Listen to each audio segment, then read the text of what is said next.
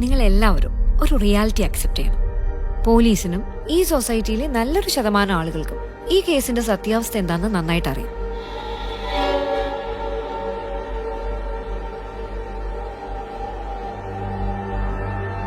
ഇയാളാളൊരു കില്ലാടിയാ. ചുമ്മാതാണോ പോലീസുകാർ പോലും ചൊല്ലു പറഞ്ഞത്?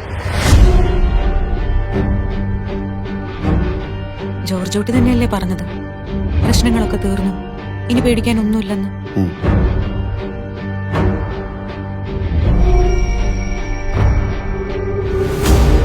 പോലീസിന്റെ രീതികൾ മുൻകൂട്ടി കണ്ട് കളിക്കുന്ന ഒരാളാണല്ലോ അയാൾ. അപ്പോ പോലീസുകാരും അയാളുടെ ഒരു ഫാനാണ്.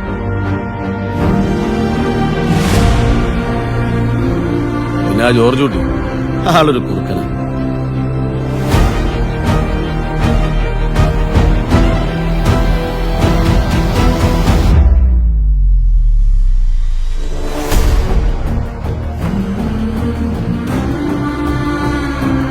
ഈ ആക്സിഡന്റ് കാര്യം എന്താ അവരോട് പറയാൻ പറ്റാത്തെ?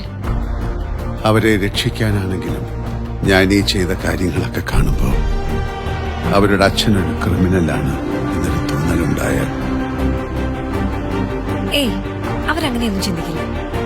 ഞാൻ തന്നെ അങ്ങനെ ചിന്തിച്ചു തുടങ്ങി. പിന്നല്ലേ സർ, ഇപ്പോഴല്ല നമ്മുടെ പ്രസക്തി. മീഡിയ ഇൻവെസ്റ്റിഗേഷനിലൂടെ ജീവൻ വെച്ച് തെളിയിക്കപ്പെട്ട എന്തോരം കേസുകളുണ്ട് സർ. അവരാരാണെന്ന് മനസ്സിലാക്കാൻ എന്തെങ്കിലും സൂചന തരാൻ പറ്റും? I want his full file on my desk as soon as possible.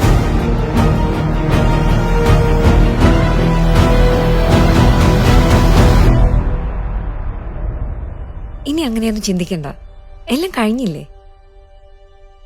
കഴിഞ്ഞോ?